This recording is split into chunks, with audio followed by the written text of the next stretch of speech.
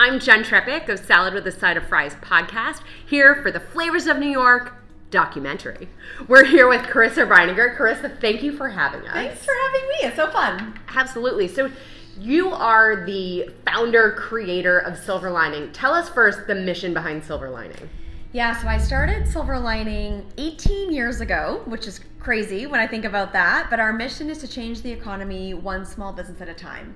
So I started it in Canada in 2005, and since then we've worked with over 14,000 small business owners in 65 countries, and those small business owners use a program I created called SLAP, which helps them set and hit financial goals. Amazing. And so what's your background? How did all of this come to be? It makes almost no sense. So I have a background in psychology, and then I ended up working for a year only in advertising, and somehow came to this realization at 22 years old that I wanted to help the world, but I really loved business, and I needed to figure out how to do something that used sales and business development, but also that I thought would make the world better. And I couldn't figure out what it was, and I just started talking to small business owners, and I was so struck by the fact that every small business owner that I met was incredibly courageous, smart, talented, worked hard, and yet so many struggled to get to profitability, sustainability, to get to the scale they wanted. And I thought to myself, A, that can't be possible. It can't be possible that all these people aren't smart enough to succeed. That doesn't make sense. But B, there's got to be some commonality in all these very diverse stories. And so that was really what I entered into, is why is it so hard to grow a small business? If I take my business background, could I help figure out the simplest way to grow a small business? But what was really profound is what I really recognized is I actually had to use my psychology background, and that at the root of why so many small business owners struggle to get to profitability and sustainability is it's less about business strategy, and it's really more about our mindset, our behaviors, the things that we do with sort of natural instincts that don't always help us get the outcomes that we want. And so all these years later, we are a behavior change program that is tech-enabled, data-driven, accessible to business owners everywhere. And it's really about the behavioral modification, the behavioral adjustments that we need to make as small business owners to be productive, effective, and ultimately financially viable. I love it. And you said business owners everywhere. You have businesses on the platform all over the world. Yeah. So talk to us, how did you create that global reach? Yeah, it's a good question. You know, one of the things that I think is the most beautiful thing about Silver Lining, it's not me, it is our global community of small businesses, and I'm so proud of it. I mean, I wish I could take credit for it. I wish I had an answer, is basically what I'm trying to say. It's happened really beautifully, very organically, and it took a really long time. You know, I always say people look at the company today and they're like, oh my God, Krista, look at this thing you did. I'm like, yeah, don't get too excited. It took me 18 years. Like, it took me so long to get to where we are today. But it really was, our whole tagline is changing the economy one small business at a time. And how did we build this global, amazing community of diverse small businesses? One small business at a time. I mean, it sounds so silly, but it really is true. We did not raise venture capital. We did not have some big win. We did not have some big stroke of luck. You know, every day for 18 years, we hustled and we connected with small businesses and we made new, connections with amazing people like you. And every day we added small businesses to the platform and to our community. And it really is this beautiful story of what I think is real sustainable growth. You know, one day at a time, one small business at a time, one new initiative or effort at a time, and it's added up to this. And so hard work, beautiful humans, I mean, I think that's the answer. Yeah, I love it. And you talk about community, you also, and initiatives. Mm-hmm. So we connected through the Thank You Small Business, New York. So talk to us about that initiative, and maybe we can highlight a few of those businesses that you've connected with. Yeah. I'd love to. So I'm Canadian, but I've lived in New York for many years, 14 I think now. And so I consider myself a New Yorker. Not all New Yorkers agree, they're a tough audience, but I think of myself as a New Yorker. And when COVID hit, I mean, New York was hit so hard, as we all know. And as I started to say so often in 2020, it's really hard to be a small business owner. It's really, really hard to be a small business owner in New York City. It is basically impossible to be a small business owner in New York City during a global pandemic. I mean, it was like terror. I mean, it was just like a disaster. So I started this campaign that was all about trying to recognize small business owners who stayed open through the pandemic, who did not move away from New York City, who said, you know what, this is my city, and yeah, it's really hard, but I'm a New Yorker, right? Whether born or arrived, right? Chosen or, born into it. And basically, I wanted to find, recognize, support 100 small business owners that I thought did beautiful things during the pandemic. And so we launched a public campaign. We invited New Yorkers in all 5 boroughs to nominate small businesses that maybe they ran, they knew, they loved, they went to. And we had almost 1,000 nominations, which was so cool. It was very hard to choose the 100. But what it really demonstrated is the resilience of small business, the incredible resilience of New York City. And it was really, it was such a treat and an honor to choose 100 amazing humans. And we built this multi-year campaign all about connecting those business owners to each other, promoting them through amazing opportunities like this. And really trying to remind New York City that when it comes down to it, New York City is a small business city. And when we were in crisis, it was the small business owners that took our city through it. And it's our job as a city to rally around and support and buy from and celebrate the small businesses that make New York so great.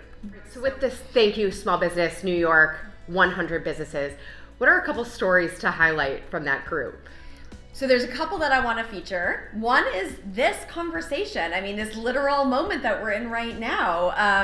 Alan Goldshire found us and found this initiative and was one of the amazing humans that literally reached out and said, I see you're helping small businesses. How can I help small businesses? And filmed, I think it was almost 40 videos of these individual beautiful stories of 40 of our 100 winners. And then release them out, trying to raise the profile and basically the storytelling of the incredible small businesses of New York. And then you were one of those small businesses that won Thank You Small Business New York.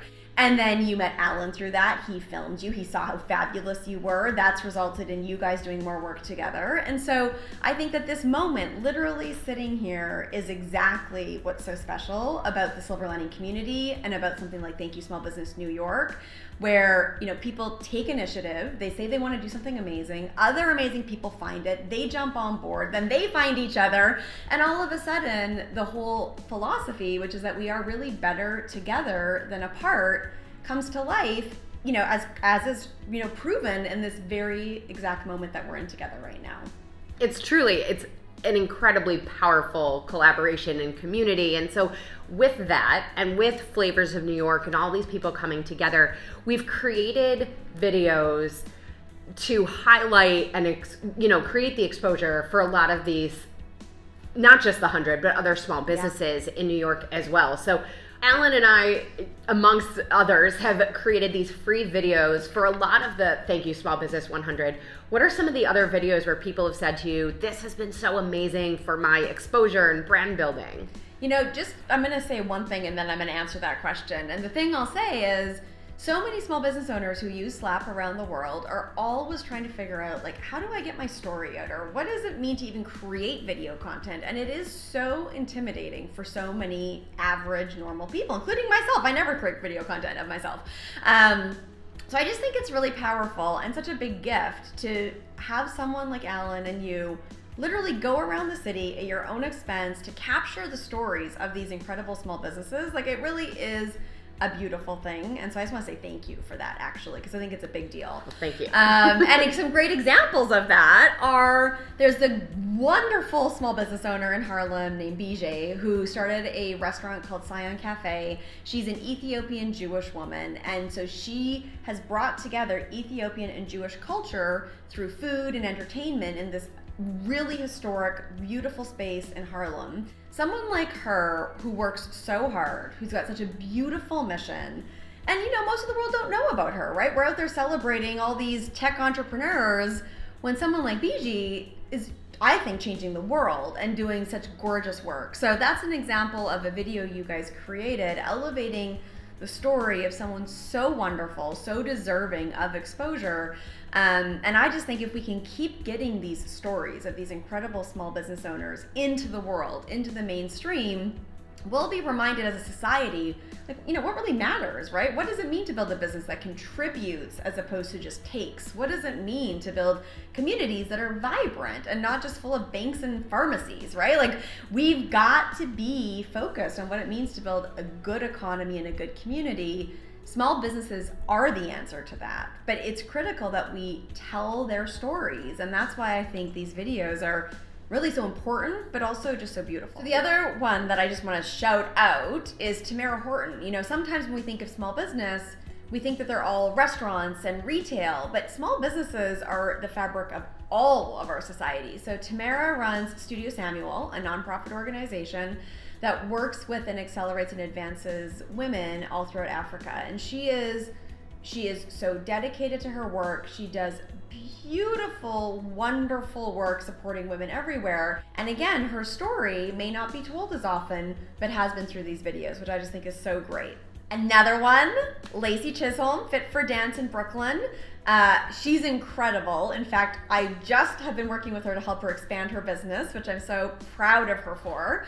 But her story is another one that's incredible. She has a master's in education. She worked in the school system and then, was brave enough to totally change her career, start this fitness business, launch a studio, build it during the pandemic, not shut it down. And I just see her thriving and, elevating her story is so critical. I mean, I could talk about these small businesses all day long, as we know, but, just thinking about these incredible humans. Tony in the Bronx, who's got Barrio, this great restaurant that's deeply rooted in the local culture and community. We've got Marvin in Queens, who built Dashable, which is actually trying to solve the problem of how we help more small business restaurants, get delivery and get connected to local consumers. We've got Diana in Queens, who built this incredible food kitchen. We've got Alyssa, who's built a service business helping people find domestic talent and domestic help. The list goes on and on and on of the sort of diverse, all, representative of all 5 boroughs, all industries, all backgrounds, these small business owners that really do make up the fabric of New York City. I mean, we could just sit here all day and talk about all of them because they're all amazing. I don't even know how to pick. You've had 18 years now of experience supporting and working with small businesses.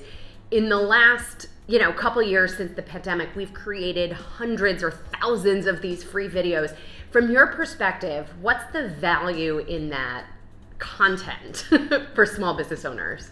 I mean, one, I think it's just massive. One of the big issues, though, is that most small businesses probably wouldn't even know what to do with it, right? So when we think about the average small business, we're overwhelmed, right? We're running around chickens with our heads cut off. We're, hopefully SAP helps solve some of those problems. We get more focused, more disciplined. However, I think that there's really 2 layers to it, right? One is, there's so much value in having someone who is a storyteller, who has video skills, take the time and actually create a video, right? I mean, that in and of itself is worth thousands of dollars and is such a rare treat for a small business owner.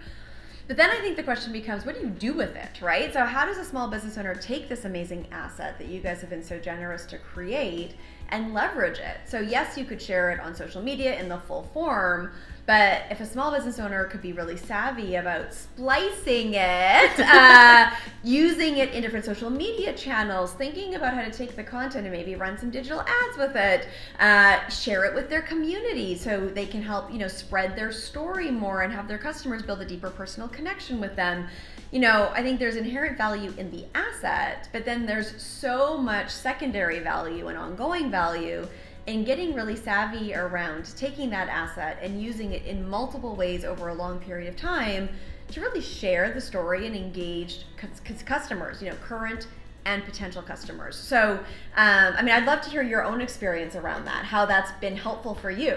Absolutely. So I took the original video and put it on my website under the press page because why not? Yeah, totally. Right? And then I've also taken, just as you were saying, the long form video, spliced it up into less than a minute of, combining things together, a few pieces from different parts of the video, pick whatever song is trending on whatever platform at the moment, right? And putting it out there. I mean, for my brand as a podcast that's not a video podcast, our Flavors of New York salad with a side of fries have become my entire YouTube presence. Really? Instead of putting the podcast on YouTube. But there's a lot of pieces to taking this content, splicing it up, doing different things with it, putting it on the website, using it on social media. And I see it. That takes time, effort, and energy and a different skill set. And I do think a big piece, as you were just saying, of being a small business owner is that we are wearing every hat at times. And so, as you were saying, there's a tremendous value in letting people who know how to do this. And, there are certain pieces that might be free and certain pieces that are relatively nominal cost. Like you were saying, a video might cost thousands of dollars. Like, I've experienced it in my own business and exposure and social media presence to leverage people who are better at this than we are. Yeah, no, I think it's great. I think that for whatever it's worth, right, if I think about what it means to help small businesses, for you guys to create these videos for free and then provide a service to actually help the small businesses leverage the videos in all the ways you've just described. I love it. Everyone wins, right? The small business wins, they get the asset. You guys create a new revenue stream. The small businesses have a new way to attract new customers. I think it's amazing. Again, my whole belief is we really are stronger together than apart, right? You're amazing at things, Alan's amazing at things, I'm amazing at things, small business, but none of us are amazing at everything. So the beauty and the growth happens when we find ways to buy from each other, support each other, leverage each other's skills. And I think anything is possible. That's the amazing part of it all. Yeah, so speaking of growth. Yeah.